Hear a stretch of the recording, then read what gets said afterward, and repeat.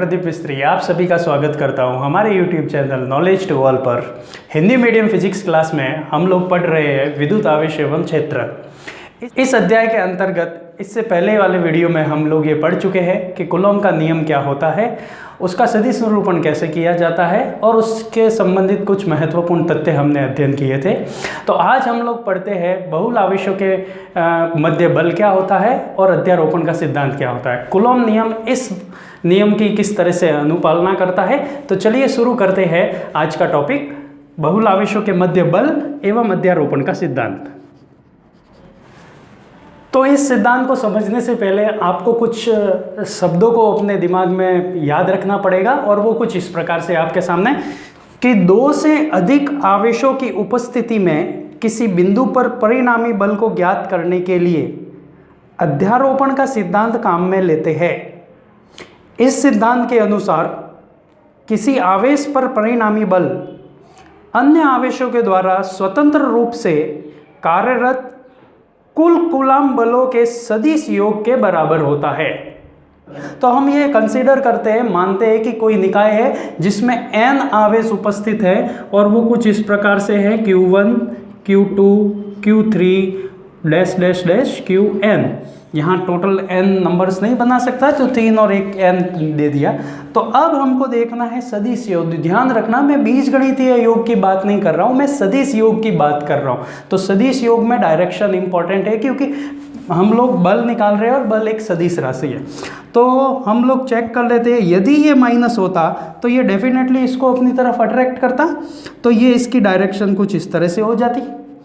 अगर ये पॉजिटिव होता तो ये इस चार्ज को इधर रिपल करता, मतलब प्रतिकर्षित करता, और इसकी डायरेक्शन, इसके ऊपर लगने वाले बल की डायरेक्शन इस प्रकार हो जाती। यही अर्थ है सदिश बल का, बाकी कोई इसका नहीं है। तो यह किस तरह से हम लोग निकाल सकते हैं कि F टोटल की वैल्यू कहूँ और ऊपर सदिश निकाल दूँ तो F1 के ऊपर देखो 2 के द्वारा 1 पर लगाया गया बल F12 सदिश प्लस 3 के द्वारा 1 पर लगाया गया बल F13 प्लस इस 4 के द्वारा 1 पर लगाया गया, 4 के द्वारा 1 पर लगाया गया बल F14 और N। तो हम लोग डैश डैश करते हैं, इसी तरह से बहुत सारे आवेश होंगे तो उसमें प्लस Fn, मतलब 1 के ऊपर n वे चार्ज के द्वारा लगाया गया फोर्स Fn, इसको कहते हैं अध्यारोपण का सिद्धांत। और कूलॉम नियम इसको इस तरह से अनुपालना करता है। अब F क्या होता है? अगर ये सारी चीज़ें निर्वात या वायु में है तो 1/4πε0 Q1 Q2 अपॉन जो भी डिस्टेंस हम लोग इसके बीच में कंसीडर कर रहे हैं। मान लो ये R1 और 3 है तो R13 हो गई, ये 1 और 2 है तो R12 हो गई, ये 4 और 1 है तो ये R14 हो गई, ये N और 1 है तो यह R1N हो गई। तो ये इसकी डायरेक्शन है, तो क्या ये डिस्टेंस है दोनों के बीच की। तो ये इस तरह से हम लोग कह सकते हैं। ये हम इसको और अच्छी तरह से समझने के लिए इसके ऊपर कुछ सवाल करते हैं जिसके कारण ये अध्यारोपण का सिद्धांत आपको बहुत ही अच्छी तरह से समझ में आ जाएगा। तो नंबर 1, 9e तथा 4e बिंदु आवेश परस्पर r दूरी पर स्थित है। एक अन्य आवेश स्मॉल q दोनों आवेशों को मिलाने वाली रेखा पर कहाँ रखे कि वह संतुलन में रहे। ये सवाल इंपॉर्टेंट है, कई बार एग्जाम में पूछ लिया गया है, तो इसको ध्यान से देखेंगे और ये अध्यारोपण के सिद्धांत के ऊपर भी काफ़ी अच्छी तरह से आपको पकड़ हासिल करने में मदद करेगा। तो ये पूछा गया है कि इसके बिंदु इन दोनों 9e और 4e, e का तात्पर्य यही है कि 1.6 × 10⁻⁻19 कूलॉम जो आचार्य है। तो 9e और 4e दो आवेश है। इन दोनों आवेशों के मध्य एक आवेश Q हमें रखना है, तो वो हम कहीं भी रेंडमली ले लेते हैं इसको उठा के। तो यहाँ पे जैसे ये ले लिया तो इस Q, अब ये Q की खासियत ये है कि ये कोई किस दूरी पर लेना है, या तो यहाँ से ले लो, यहाँ से हम लोग यहाँ से ले लेते हैं कि मान लो हमने इसको x दूरी पर ले लिया तो ये जो बची हुई डिस्टेंस है ये हमारे पास आ गई r-x। ठीक है, तो अब ये बताना है कि इस Q को x डिस्टेंस पे कहाँ रखे कि इसके द्वारा ये संतुलन अवस्था में हो।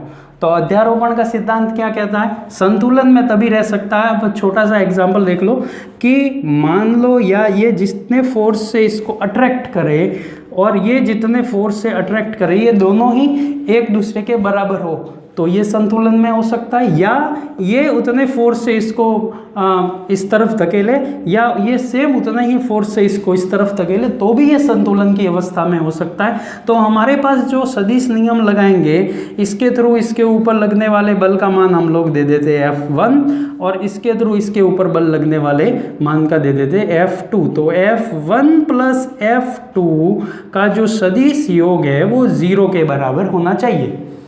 करेक्ट। तो अब हम लोग देखते हैं इसको सॉल्व कैसे करेंगे। तो F1 सदिश बराबर माइनस F2 सदिश, तभी ये संतुलन में हो सकेगा। ये संतुलन की स्थिति की शर्त है, संतुलन के लिए यह आवश्यक है।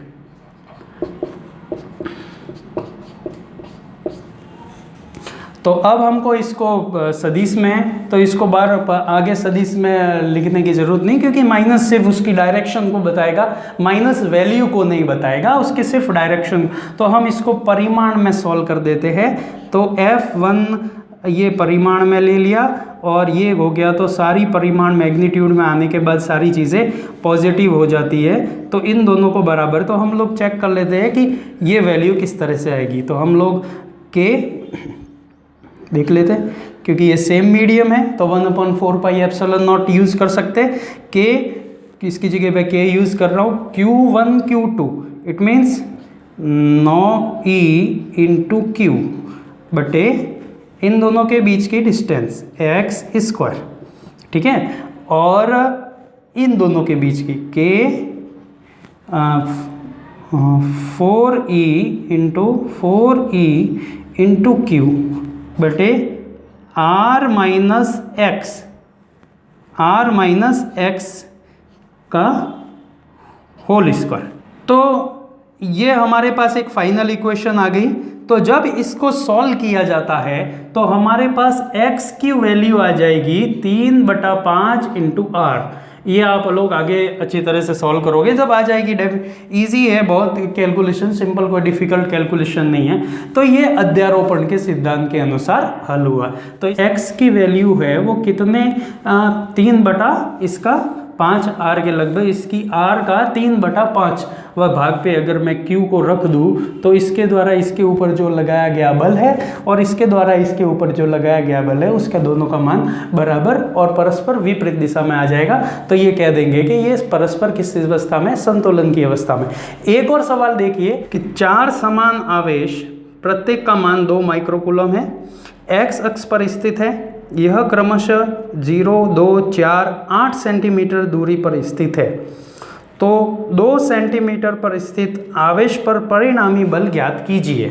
देखिए हमको यहाँ पे अध्यारोपण का सिद्धांत, क्योंकि एक साथ बहुत सारे आवेश दे दिए और ये प्रत्येक जो आवेश स्थित है इस प्रत्येक की वैल्यू है 2 माइक्रोकूलम।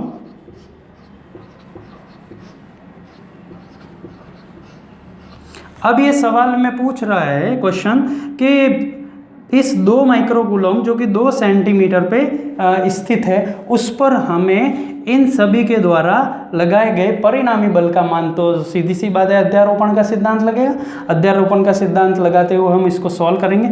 हमारे पास एक कंडीशन है कि ये x दिशा में, तो देखो अगर हम लोग इस डायरेक्शन से इस डायरेक्शन की तरफ चलेंगे तो ये x दिशा मान सकते हैं, और अगर हम लोग इस डायरेक्शन से इस डायरेक्शन की तरफ चलेंगे तो ये हमारे पास -x दिशा हो जाएगी।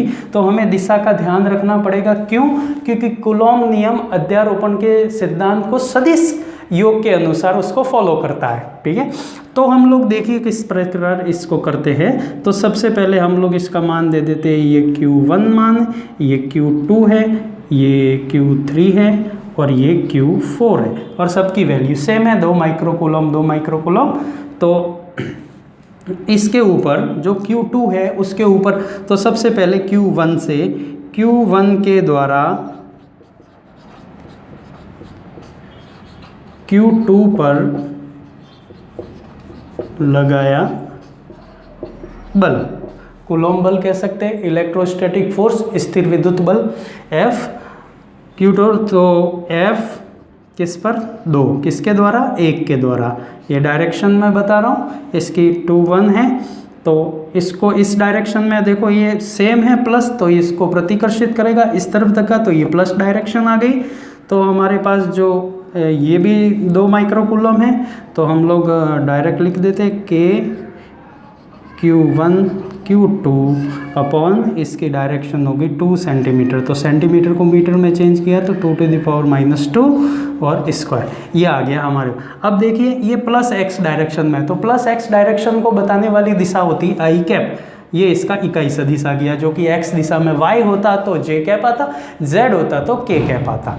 तो ये हो गया। उसी प्रकार Q1 के द्वारा है, अब Q3 के द्वारा, फिर Q4 के द्वारा हम लोग निकालें, तो Q3 के द्वारा सेम, Q3 के द्वारा लगाया गया बल, तो किस पर, 2 और किसके द्वारा है, 3 के द्वारा। वापस यही Q और 2 है और फिर 3 है, और ये हमारे पास आ गई डिस्टेंस 2 में से 4, तो 2 सेम सेंटीमीटर है, 10⁻⁻2 और स्क्वायर आ गया। अब देखिए क्योंकि ये इसको इस तरफ प्रतिकर्षित करेगा तो इसकी दिशा ऋणात्मक हो गई, तो ये हो गया -i कैप। उसी प्रकार से अब इसके द्वारा Q4 के द्वारा सेम, तो Q4 के द्वारा लगाया गया बल, तो ये Q2 ड्यू टू 4 ऐसे, तो वापस के Q2 Q4 बटे ये डिस्टेंस कितनी आ गई, 2 में से 8 में से 2 गए तो 6, तो 6 सेंटीमीटर आ गई हमारे पास। तो 6 और 6 इंटू 10⁻⁻2 सेंटीमीटर है, इसलिए मीटर में चेंज कर रहे हैं क्योंकि MKS यूनिट के अनुसार कूलम वगैरह सब इसी में आएंगे। तो ये हो गया स्क्वायर, और ये भी दिशा इसकी माइनस हो गई, तो ये है हमारे पास। अब हमको हमारे पास समीकरण 1, समीकरण 2 और समीकरण 3, इन तीनों के ऊपर अध्यारोपण का सिद्धांत लगा दीजिए। अध्यारोपण का सिद्धांत क्या कहता है, F टोटल F की वैल्यू कितने आ जाएगी, इन सबको प्लस कर दीजिए, F21 प्लस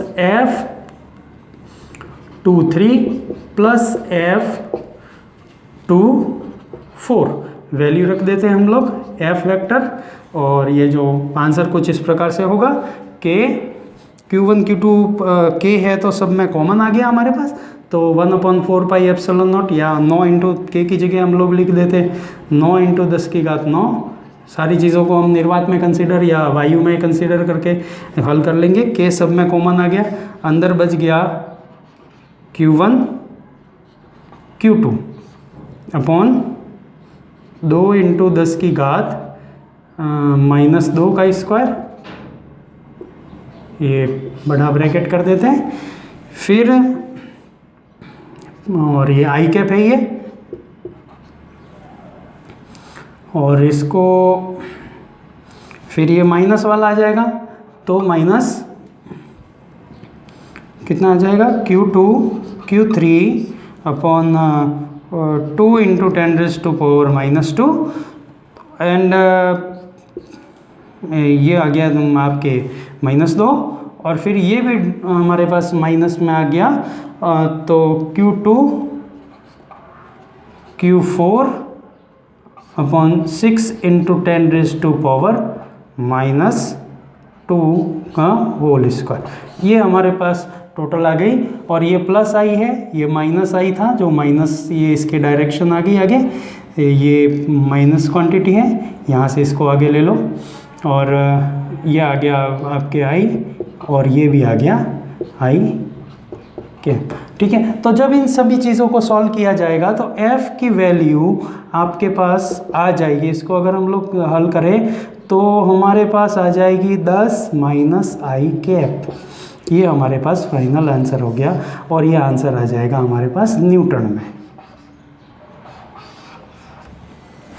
ओके, अब मैं आपको इसी टॉपिक से रिलेटेड एक क्वेश्चन बताता हूँ जो आप अपने घर पे प्रैक्टिस के तौर पे कर सकते हो, कि 2 इलेक्ट्रॉन एक दूसरे से 2 एंगस्ट्रॉम की दूरी पर स्थित है, एक प्रोटॉन उनके बीच की दूरी के मध्य बिंदु पर रखा हुआ है, प्रत्येक कण पर परिणामी बल का परिकलन कीजिए, और E की वैल्यू दी हुई है 1.6 इंटू 10⁻⁻19 कूलम।